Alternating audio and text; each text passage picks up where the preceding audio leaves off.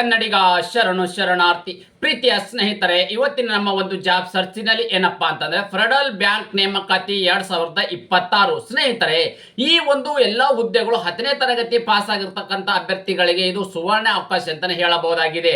ಕೇವಲ ಇಲ್ಲಿ 10ನೇ ತರಗತಿ ಪಾಸ್ ಸಾಕು ಈ ಒಂದು ಹುದ್ದೆಗೆ ಅರ್ಜಿಗಳನ್ನು ಸಲ್ಲಿಸಬಹುದಾಗಿದೆ. ಹಾಗಾದ್ರೆ ಯಾವ ಒಂದು ವಯೋಮಿತಿ ಒಳಗಡೆ ಇರ್ತಕ್ಕಂಥ ಅಭ್ಯರ್ಥಿಗಳು ಈ ಒಂದು ಹುದ್ದೆಗೆ ಅರ್ಜಿಗಳನ್ನು ಸಲ್ಲಿಸಬಹುದಾಗಿದೆ, ಅರ್ಜಿಗಳನ್ನು ಹೇಗೆ ಸಲ್ಲಿಸುವುದು ಮತ್ತು ಆಯ್ಕೆ ಆಗಿರ್ತಕ್ಕಂಥ ಅಭ್ಯರ್ಥಿಗಳಿಗೆ ಪ್ರತಿ ತಿಂಗಳು ಸಿಗ್ತಕ್ಕಂಥ ವೇತನ ಕುಲಂಕುಷವಾಗಿ ಒಂದು ನೋಟಿಫಿಕೇಶನ್ ಬಗ್ಗೆ ಮಾಹಿತಿ ನಾನು ನಿಮಗೆ ಈ ವಿಡಿಯೋದಲ್ಲಿ ತಿಳಿಸ್ಕೊಡ್ತೀನಿ, ಗಮನಿಸಿ. ಅದೇ ರೀತಿ ಯಾರೆಲ್ಲ ನಮ್ಮ ಯೂಟ್ಯೂಬ್ ಚಾನಲ್ಗೆ ಮೊದಲ ಬಾರಿ ಭೇಟಿ ನೀಡಿದರೆ ಸಬ್ಸ್ಕ್ರೈಬ್ ಜೊತೆಗೆ ಬೆಲ್ ಐಕನ್ ಕ್ಲಿಕ್ ಮಾಡೋದನ್ನ ಮರಿಬೇಡಿ. ಯಾಕಪ್ಪ ಅಂದ್ರೆ ಪ್ರತಿನಿತ್ಯ ನಾವು ಕೇಂದ್ರ ಸರ್ಕಾರ ಮತ್ತು ರಾಜ್ಯ ಸರ್ಕಾರದ ಹೊಸ ಹೊಸ ಉದ್ಯೋಗ ಮಾಹಿತಿ ಕೊಡಲಿಂದ ತಪ್ಪದೆ ನಿಮಗೆ ನೋಟಿಫಿಕೇಶನ್ ಬರಲಿದೆ. ಪ್ರೀತಿಯ ಸ್ನೇಹಿತರೆ, ಫೆಡರಲ್ ಬ್ಯಾಂಕ್ ರಿಕ್ರೂಟ್ಮೆಂಟ್ 2026. ಸ್ನೇಹಿತರೆ, ಫೆಡರಲ್ ಬ್ಯಾಂಕಿನಲ್ಲಿ ಅಗತ್ಯವಿರುವ ಆಫೀಸ್ ಅಸಿಸ್ಟೆಂಟ್ ಹುದ್ದೆಗಳ ಭರ್ತಿಗೆ ಅರ್ಹ ಹಾಗೂ ಆಸಕ್ತ ಅಭ್ಯರ್ಥಿಗಳಿಂದ ಅರ್ಜಿಗಳನ್ನು ಆಹ್ವಾನಿಸಲಾಗಿದೆ.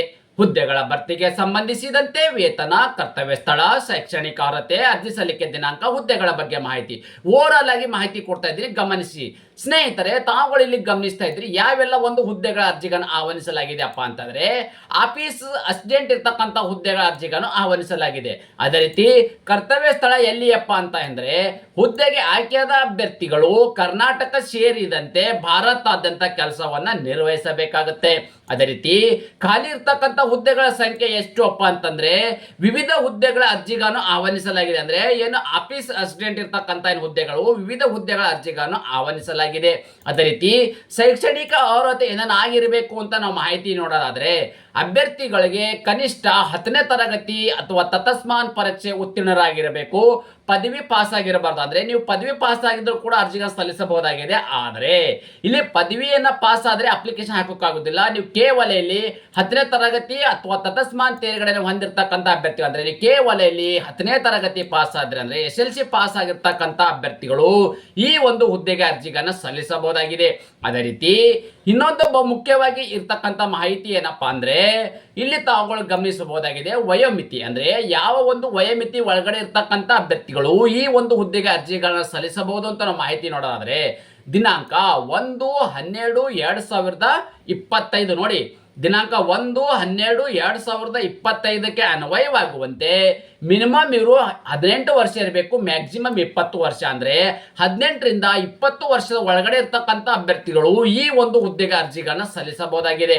ಅದೇ ರೀತಿ ಆಯ್ಕೆಯಾಗಿರ್ತಕ್ಕಂಥ ಅಭ್ಯರ್ಥಿಗಳಿಗೆ ಪ್ರತಿ ತಿಂಗಳು ಸಿಗ್ತಕ್ಕಂಥ ವೇತನ ಎಷ್ಟು ಅಂತ ನಾವು ಮಾತನಾಡೋದಾದ್ರೆ ತಾವುಗಳು ಇಲ್ಲಿ ಗಮನಿಸಬಹುದಾಗಿದೆ 19,500ರಿಂದ 37,815 ರೂಪಾಯಿ ಎಷ್ಟಿರ್ತಕ್ಕಂಥದ್ದು 19,500 ಇದು ಬೇಸಿಕ್ ವೇತನ ಇದ್ದರೆ ಓವರಾಲ್ ಆಗಿರ್ತಕ್ಕಂಥ ಒಂದು ಸ್ಯಾಲರಿ ಸಿಗ್ತಕ್ಕಂಥದ್ದು 37,815 ರೂಪಾಯಿದು ಪ್ರತಿ ತಿಂಗಳು ಸಿಗ್ತಕ್ಕಂಥ ವೇತನವಾಗಿದೆ.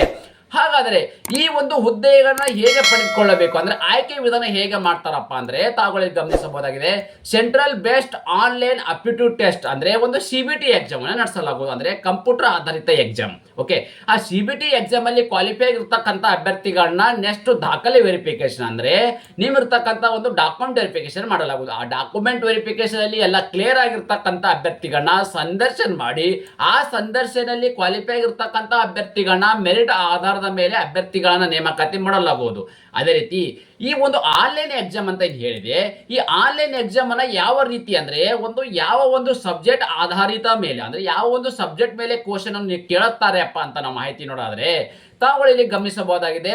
ಮೊದಲನೇದಾಗಿ ಏನಪ್ಪಾ ಅಂದ್ರೆ ಕಂಪ್ಯೂಟರ್ ನಾಲೆಜ್ ಬಗ್ಗೆ 15 ಕ್ವಶನ್, ಇಂಗ್ಲಿಷ್ ಬಗ್ಗೆ 15 ಕ್ವಶನ್ಸ್, ರೀಸನಿಂಗ್ ಇರ್ತಕ್ಕಂಥದ್ದು 15 ಕ್ವಶನ್, ಮ್ಯಾಥಮೆಟಿಕ್ಸ್ 15. ಓವರಾಲ್ ಇರ್ತಕ್ಕಂಥದ್ದು ನಂಬರ್ ಆಫ್ ಕ್ವಶನ್ಸ್ 60 ಕ್ವಶನ್ಸ್ಗೆ ಇಲ್ಲಿ 60 ಮಾರ್ಕ್ಸ್ ಇರ್ತಕ್ಕಂಥ ಅಂದ್ರೆ 60 ಕ್ವಶನ್ ಕೊಡ್ತಾರೆ, 60 ಕ್ವಶನ್ಗೆ 60 ಮಾರ್ಕ್ಸ್ ಇರ್ತಕ್ಕಂಥದ್ದು. ಒಟ್ಟಾರೆಯಾಗಿ ನಿಮಗೆ ಎಕ್ಸಾಮ್ ಬರೆಯಕ್ಕೆ ಕಾಲಾವಧಿ ಎಷ್ಟಪ್ಪ ಅಂದ್ರೆ 1 ಅವರ್ ಅಲ್ಲಿ ನಿಮಗೆ ಕಾಲಾವಧಿ ಇರ್ತದೆ ಎಕ್ಸಾಮ್ ಬರೆಯೋದಕ್ಕೆ.